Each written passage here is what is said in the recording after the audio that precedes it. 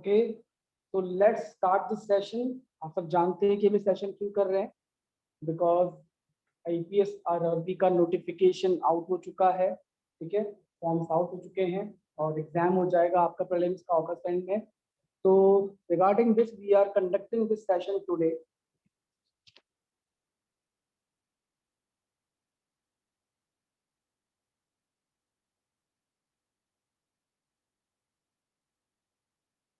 Okay, तो session शुरू करने से पहले मैं अपने बारे में बता देता हूँ जो लोग नहीं जानते हैं। My name is Deekshit Mishra. I'm a BTech in Mechanical Engineering from Pantnagar University, 2005.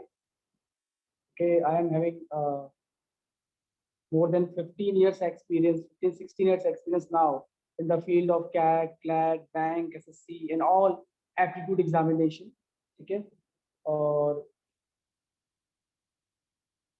so basically, since there is no age limit in the examination of CAT, every year I write CAT examination. I score more than 19 percentile. I have scored more than 99 percentile many times. Okay, और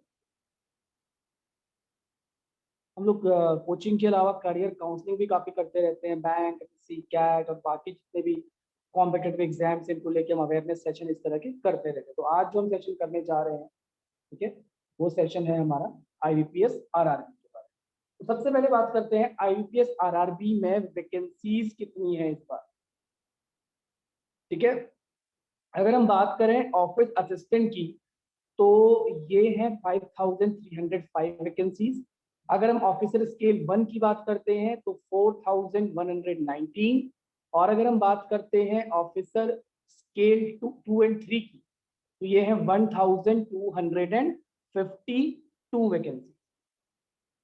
ठीक है, तो इतनी vacancies है हमारे पास total. ये I think it should be more than 10,000 vacancies. ये 10,000 से ज्यादा वैकेंसीज हैं।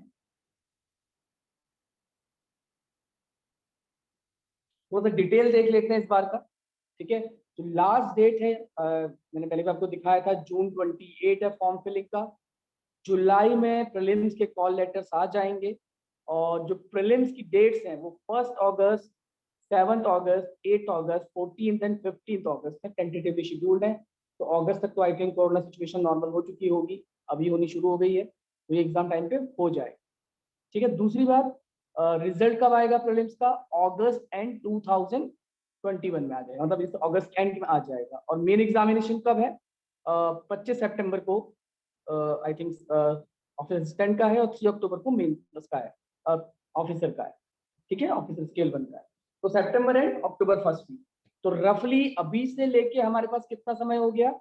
जून आधा, जुलाई और अगस्त आधा, 2 महीने हमारे पास प्रीलिम्स के लिए हैं और उसके बाद एक तकरीबन 1 महीना हमारे पास मेंस के लिए है। तो अगर हमें ये एग्जाम क्वालिफाई करना है तो हमें अभी से प्री और मेंस दोनों की तैयारी शुरू करनी पड़ेगी, क्योंकि बहुत ज्यादा टाइम होता नहीं है प्री और मेंस के लिए। और इस एग्जाम में और बाकी के एग्जाम्स में काफी डिफरेंसेस हैं। वो डिफरेंस क्या है वो हम देखेंगे। तो पहला डिफरेंस तो ये है, जो प्रीलिम का टाइम ड्यूरेशन है वो 45 मिनट्स। ठीक है, चाहे वो असिस्टेंट के लिए हो चाहे वो ऑफिसर के लिए हो। ठीक है, तो जो टाइम ड्यूरेशन है प्रीलिम का वो है 80 मिनट्स, 45 मिनट्स का। ठीक है, वहीं जो बाकी के प्री एग्जाम्स होते हैं उनमें 1 आवर होता है, क्योंकि यहाँ पे आपको सिर्फ 2 सेक्शन करने हैं। और वो 2 सेक्शन कौन से हैं? क्वांट्स और रीजनिंग। 40 सवाल आपको क्वांट्स के करने हैं, 40 सवाल आपको रीजनिंग के करने। तो वो स्टूडेंट जिनको इंग्लिश में इश्यू है, क्योंकि बाकी सभी एग्जाम्स में इंग्लिश आती है और अच्छा खासा लेवल होता है, वो स्टूडेंट इस एग्जाम को ऑप्ट कर सकते हैं। पहली बात।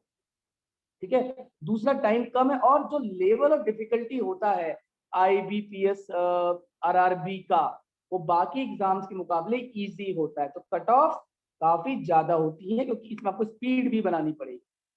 ठीक है, उत्तराखंड में कई बार 70 मार्क्स तक क्लैरिकल में कट ऑफ चली जाती है। ये पैटर्न हमने प्री का देखा, ये मेंस का है। क्लैरिकल में और पीओ में दोनों में एक सा ही पैटर्न होगा। ठीक है, तो रीजनिंग एबिलिटी के 40 क्वेश्चन मेंस में, क्वांट्स के 40, जनरल अवेयरनेस के 40।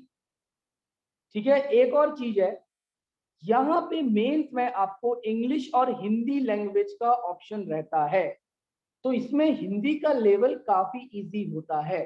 तो जो बच्चों की इंग्लिश ठीक भी है, मैं भी उन्हें सजेशन दूंगा कि आप एक बार जरूर पिछले सालों में आए हुए हिंदी के क्वेश्चन देख लें। अगर आपको लगता है कि आप हिंदी कर सकते हो तो आपको सिर्फ मेंस में हिंदी ही करनी चाहिए, क्योंकि लोग हिंदी में ज्यादा स्कोर कर लेते हैं। कंप्यूटर नॉलेज के 40 सवाल हैं, तो टोटल हो गए 200 क्वेश्चन। ठीक है, 40 रीजनिंग, 40 क्वांट्स, 40 जनरल अवेयरनेस, ठीक है, 40 इंग्लिश या हिंदी लैंग्वेज और 40 कंप्यूटर नॉलेज, और 2 घंटे का आपको समय मिलेगा।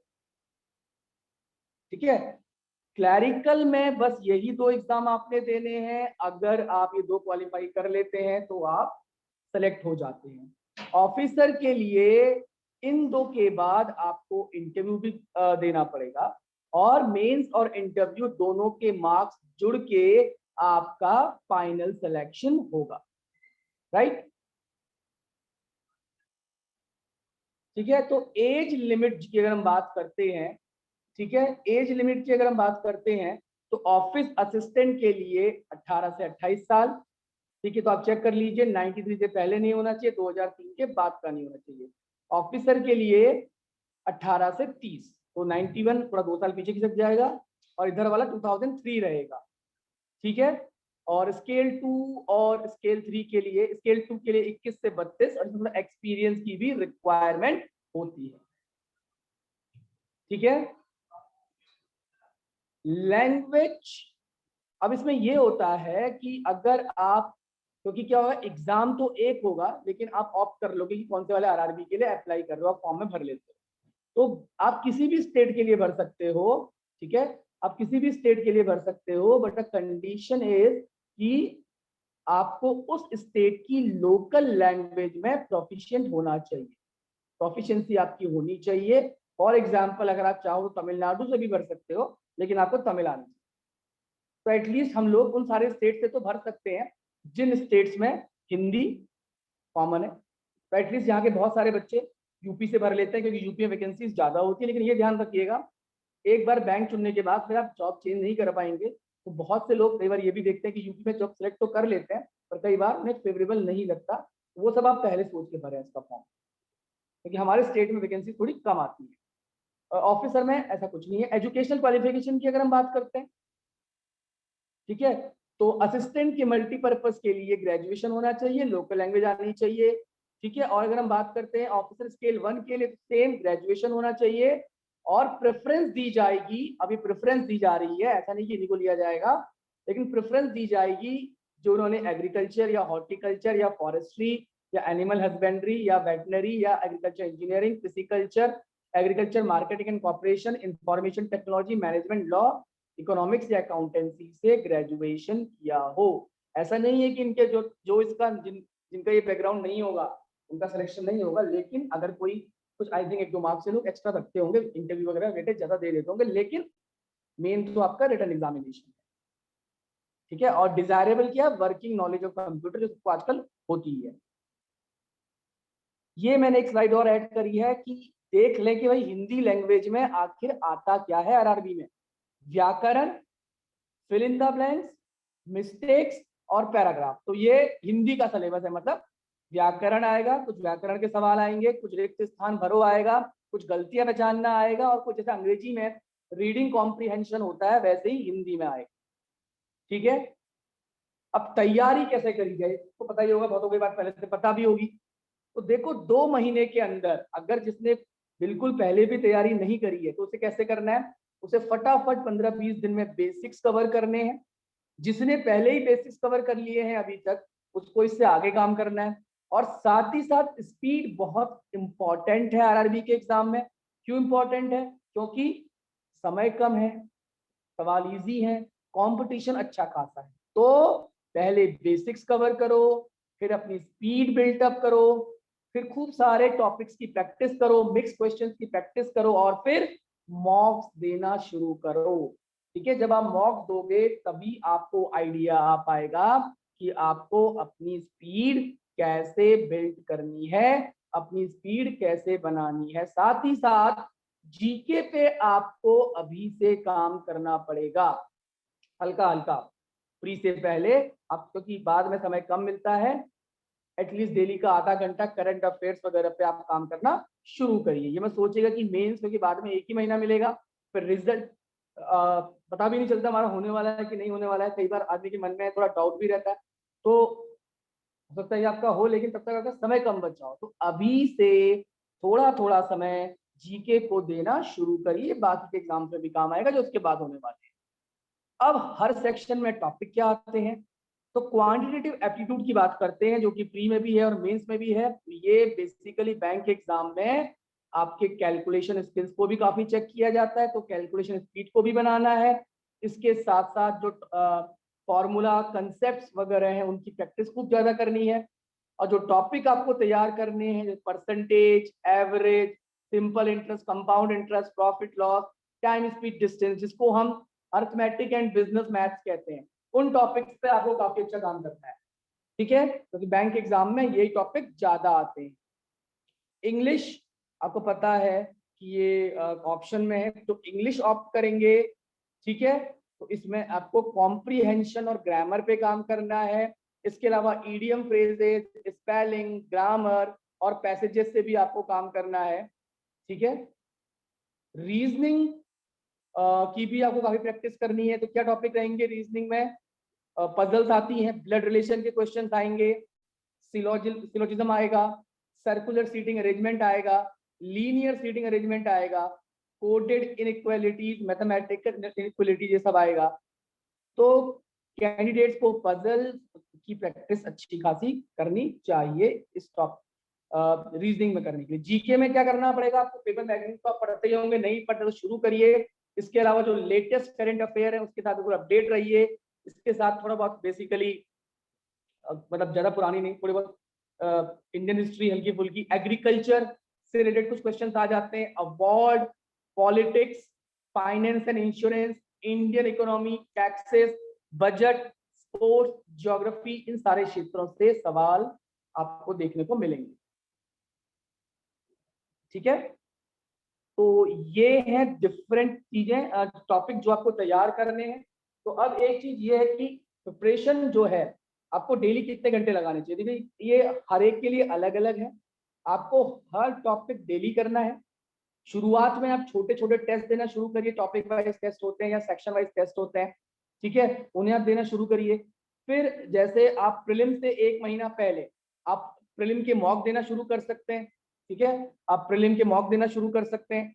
ठीक है, और फिर प्रीलिम के तुरंत बाद अगर आपको लगता है कि अगर पेपर अच्छा गया है और आपकी मेंस तक आप पहुंच जाएंगे, तो आप उसके बाद मेंस के मॉक देना शुरू कर दीजिए। मॉक देना बहुत इंपॉर्टेंट है।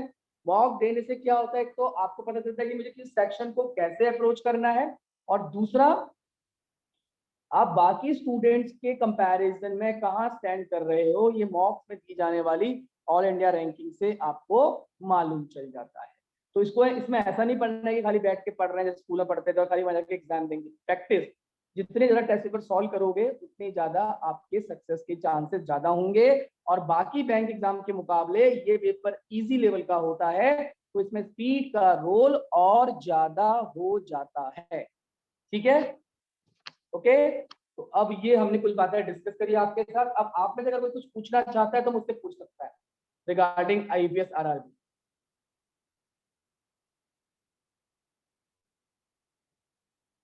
Any doubt through chat box.